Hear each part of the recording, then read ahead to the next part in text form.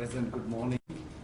At the very outset, I would like to express my profound gratitude to Professor William Darity, Professor Samuel Myers, Dr. Rhonda, Erin, and all of these people who made it possible for me to participate in this great event, and also for their very warm hospitality and the dynamics of this workshop. I very much liked it because the way you put the people together, particularly the involvement of students, was very interesting.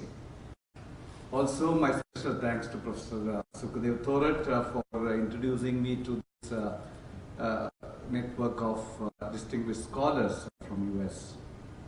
And of course, his leadership and visionary leadership has always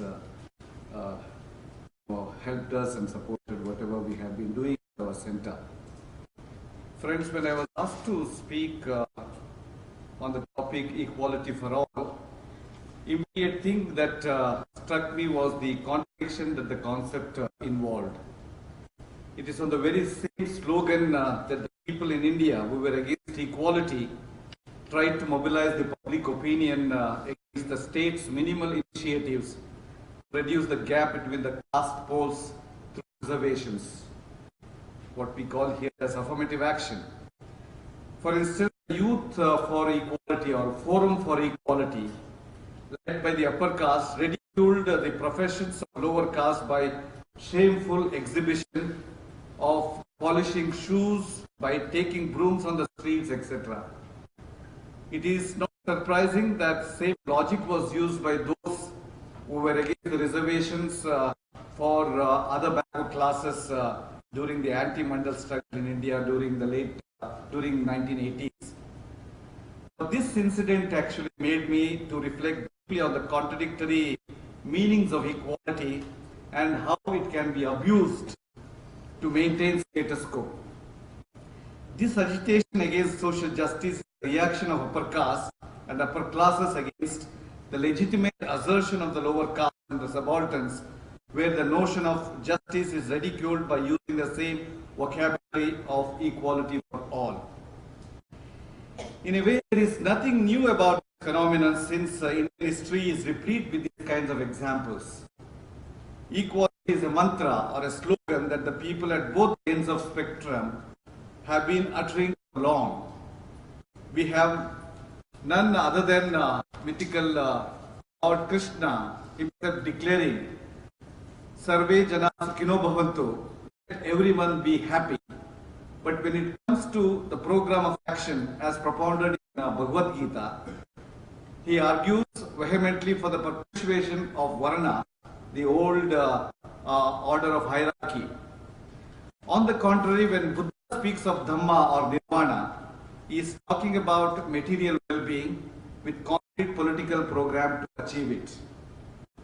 A similar dichotomy can be seen between the perspectives of Gandhi and Ambedkar when they talk of equality. Gandhi's idea of Sarvodaya, translated as prosperity for all, is more moral and metaphysical, whereas Ambedkar's idea of equality, liberty and fraternity are material, concrete and programmatic. Those of you who are interested could kindly read his famous work on states and minorities. Now, for example, social discrimination stems from the caste system practiced in Hinduism, which is inherently undemocratic according to Ambedkar. Thus, for him, annihilation of caste is a political program. Drawing vividly from his lived experience, he argues that harmony between oppressors and oppressed is an impossible ideal, an empty wish devoid of real content, a mere alibi to perpetuate the old Varnashrama order. And those of you who are interested again should follow the debate by Gandhi and Ambedkar on caste question. Thus, while Gandhi appeals to the higher caste for a change of heart and as a means for achieving harmony, Ambedkar asked for a concrete political program by addressing the structures of inequality embedded in Hindu society and the need for integration through education, constitutional enforcement, and mobilization, both social and political. The crucial question to address in this seminar would be how to approach the question of equality, where the structures of domination and hegemony are intact, but the forms are replete with ideals of equality, social justice, etc. In other words, to ask why is it necessary to articulate the concept of equality in terms of annihilating structures of domination and through that evolve a real and substantial equitable society. For this we need to turn to Ambedkar again, who, while drawing heavily from the experiences of parliamentary democracies of Europe and experiences of Americans and Afro-Americans in the US, propounded that equality, liberty and fraternity should go together, and without equality, liberty would only privilege the existing hierarchical order. It is important to note that he meant substantial equality and not just formal equality, with a clear socio-economic and political content. Since it was a concrete state-driven political program for Ambedkar, he was aware of the resistance that the project of social justice would encounter. But for his presence in the Constituent Assembly, we wouldn't have got whatever we have through the Constitution. But finally, whatever that was discussed and debated were not written into the Constitution. And therefore, he himself said that he was betrayed ultimately. So these ideas mark pre-constitutional debates and perspective that India should adapt to address the question of equality. Unfortunately, India ended up with having a constitution with a more formal equality than a substantial one. Of course, there are enabling provisions which talk about, which gives special protection rights and so on, but to a large extent they are still being debated within the framework of formal equality. If you look at the various judgments and the debate, the discourse, the jurisprudence is still revolving within the framework of formal equality, not going into the real substantive equality. Thus, Ambedkar, presenting the Constitution of the country on November 26, 1949, prophesies thus. For instance, I just read out just a few lines. In our social and economic life, we shall be, I quote, in our social and economic life, we shall, by reason of our social and economic structure, continue to deny the principle of one man, one value. How long shall we continue to live this life of contradictions? How long shall we continue to deny equality in our social and economic life? If we continue to deny it for long, we will do so only by putting our political democracy in peril.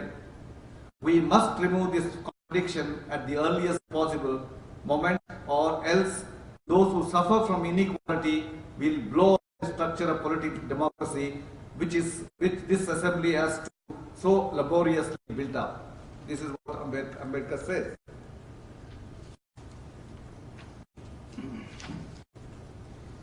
Whatever Ambedkar envisioned became a reality over a period of time where none of the structures perpetuating inequality like class, caste, family domains were even touched upon except by way of some minimal co-option of subalterns to the dominant political project, which is often described and valorized as empowerment in the Indian context. Now, while this being the situation during the last 2 decades of neoliberal era, where free market, profit, individuality have not only become a desirable state policy, but also the much adored social and personal values, the question of equality is somewhat depoliticized to mean equality for competing corporate forces than for the people. Besides, it argues for efficiency wherein accessing opportunities is seen as a virtue without considering the fact that the notion of opportunity is insensitive to the question of social status. A person born to a deprived community may, because of the conditions of upbringing, may have different endowments compared to those with a better upbringing. Hence, struggle for substantial equalities have to face greater challenges today than ever before. some of the challenges in formulating policies and programs which are sensitive to address the notion of equality from specific socio-economic perspective. The present-day neoliberal globalization operates with a similar set of free market policies across the globe that tends to unify economic policies of national governments. While this move is heralded as a welcome initiative to draw countries like India to the globalized world, it can do so only at the cost of excluding large sections of people, which predominantly includes the poor, the Dalits, women and minorities. Now, as a result, globalization can work towards creating more severe forms of exclusion than before. On the contrary, creating conditions for substantial equality would mean attending to the pressing need for social regulation of market for a sustainable economy. Now, in this context, our Center for the Study of Social Exclusion and Inclusive Policy at the National Law School of India, University of Bangalore, is trying to address the multi-dimensional nature of structural exclusion embedded in the question of inequality. I will probably share some of the studies that we have been conducting a little later. While globalization forces a homogeneous model of development across the world, the victims of development suffer manifold forms of exclusions. This should prompt universities and study centers to foster collaborative projects to identify the universality and particularities of the experience of exclusion of different communities. Number two, another aspect of neoliberal project is its ability to co-opt dissent and adapt the language of subalterns only to empty it of its liberation politics. The way in which the idea of human rights has been privatized, making it as a part of corporate responsibility than upholding the rights of the people to various forms of resources is a case in point. Thus, while upholding the human rights as an integral virtue of democracy, people are being evacuated from the natural habitat to make way for multinational companies. Moreover, struggles against rapacious development projects that push communities out of their land and resources are often described as anti-national. Therefore, there is an urgent need to strive for epistemological reclamation of language and meanings of oppressed classes and communities. Field travel, mutual sharing of traditions and indigenous knowledge can be undertaken to uphold the sovereignty of people over knowledge, language and resources. We can develop projects that will help us to understand the plurality of cultures and worldviews, then promoting or celebrating multiculturalism that is often projected as models to accommodate ethnic difference. The conception of identity politics, an offshoot of surface level understanding of multiculturalism, will have to be brought under greater scrutiny in the terms of struggle for greater socio-economic equality. In other words, ethnic minorities, racial groups, and underprivileged social groups should be encouraged to articulate their demands for more in terms of universal human rights rather than the language of multiculturalism. 3. The alternate vision to economy of market, capital and the elite can only come by the cultural resources of the people and communities who are engaged in live resistance to these forces. Race and caste are two domains of hegemony co-opted into the modern era as well. Hence, Afro-Americans and Dalits in the age of globalization become natural allies in this universal project of finding ways for human emancipation.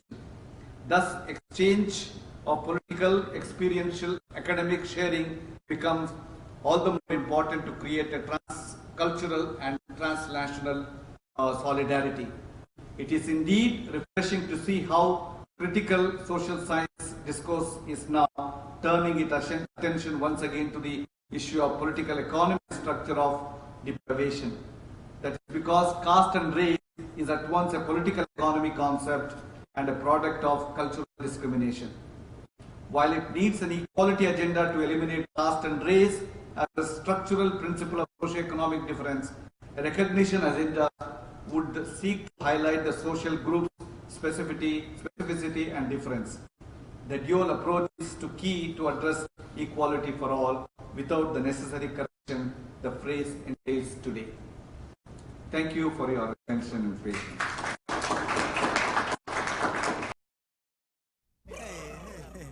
What's up now? Brother, what's up? This is a groovy party, man. Yeah, I brother, can like, dig it. solid. Right on.